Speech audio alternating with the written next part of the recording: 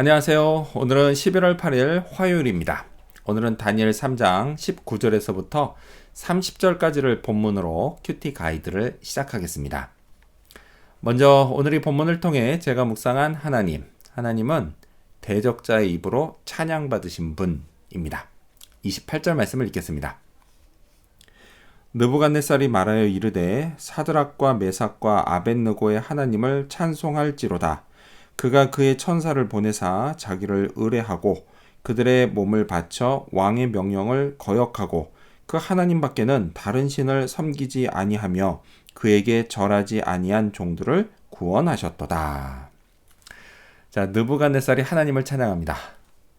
만약에요, 바로 직전까지 있었던 일을 모른다고 한다면요, 그럴 수도 있겠다 싶지만, 느부갓네살 왕은요, 직전까지 오직 하나님만 섬기겠다고 한 사드락과 메삭과 아벳느고를 풀무불에 던진 사람입니다. 자, 하나님의 대적자였죠.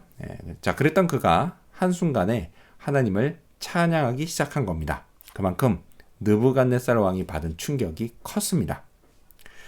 제가 믿는 하나님이 이런 분이십니다.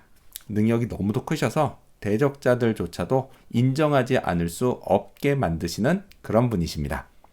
자, 한편 이런 생각을 해봤습니다.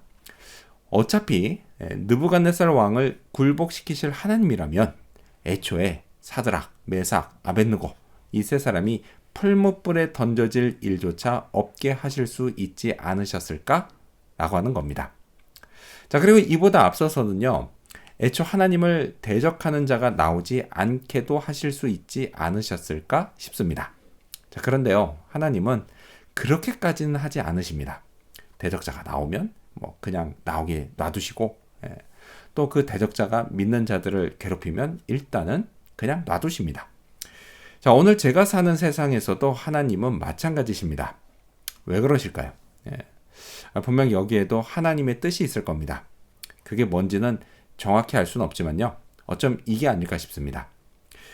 죄가 더한 곳에 은혜가 더한다 라고 하는 성경 말씀처럼 하나님께 대적하는 것 역시 대적이 하는 게 더하면 더할수록 훗날 하나님의 권능을 깨달았을 때 회개도 더하고 찬양도 더하게 하시려고 그런 게 아닌가 싶습니다.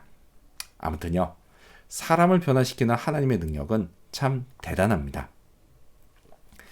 자, 그렇다면 계속해서 오늘 이 본문을 통해 제가 발견한 인간의 모습 어떤 게 있을까요? 오늘은 아주 특별한 경험을 한 세 사람을 볼 수 있습니다. 25절 말씀을 읽겠습니다. 왕이 또 말하여 이르되 내가 보니 결박되지 아니한 네 사람이 불 가운데로 다니는데 상하지도 아니하였고 그 넷째의 모양은 신들의 아들과 같도다 하고. 느부갓네살 왕은 깜짝 놀랐습니다. 분명 세 사람을 던졌는데 풀무불 속에 보이는 건 네 사람이었기 때문입니다. 그것도요, 네 사람 모두 활활 타오르는 불길에 하나도 상하지 않았기 때문입니다. 이쯤 되면 이제 공포가 느껴졌을 거죠. 이로 인해서 받은 충격이 정말 컸을 겁니다.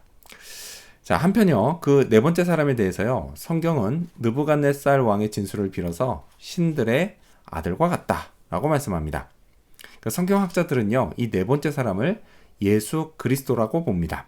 물론요, 뒤에서 왕이 그를 천사라고 하긴 하지만 그건 그가 그리스도의 존재를 알 리가 없었기 때문에 그렇게 말한 겁니다.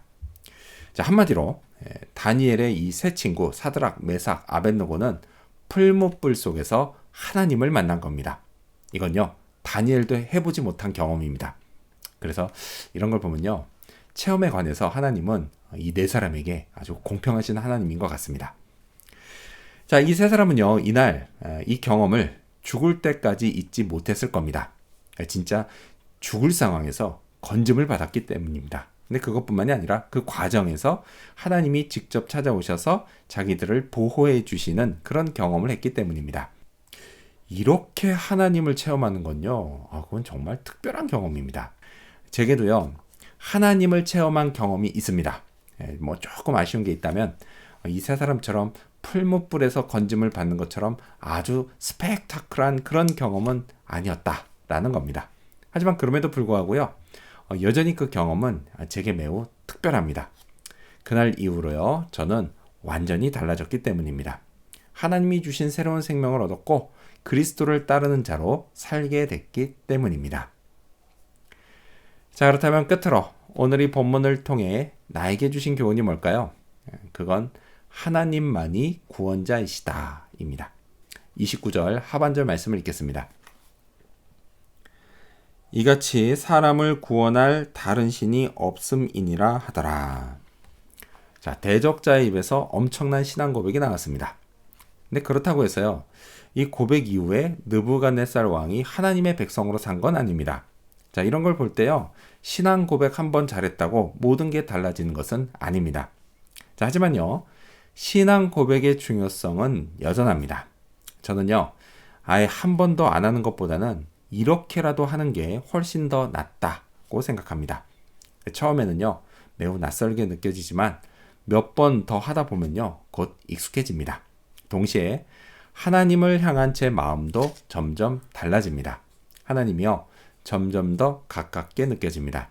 하나님만이 나의 구원자라는 진리도 훨씬 확실하게 믿어집니다. 자, 하나님의 구원. 그 구원은요, 단지 제가 나중에 죽어서 천국에 가는 것만으로 한정되지 않습니다. 오늘 이 땅에서 살면서 제가 감당할 수 없는 일들로부터의 구원도 포함됩니다. 그것이 어떤 사고에서 건져주시는 것도 있고요. 질병에서 보호해 주시는 것도 있습니다. 또요, 해야 할 일들을 해낼 수 있게 해 주시는 것도 있고요. 필요한 물질을 공급받는 것도 있습니다. 또요, 다양한 인간 관계에서 겪는 크고 작은 갈등에서 구원받는 것도 있습니다. 오늘도요, 하나님만이 나의 구원자라는 사실을 기억하고 입술로 고백하고 찬양하는 그런 하루가 되기를 소망합니다. 기도하겠습니다. 대적자의 입으로 찬양받으신 하나님, 그렇게 하실 수 있는 능력, 그 능력을 찬양합니다. 그리고 다니엘의 세 친구들처럼 풀무불에서 구원받는 그런 특별한 경험은 없다 하더라도 저를 죄와 사망에서 구원해 주신 그 하나님을 늘 찬양하게 하여 주시옵소서.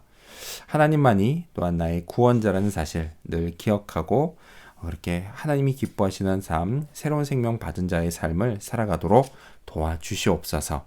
감사드리며 예수님의 이름으로 기도합니다. 아멘.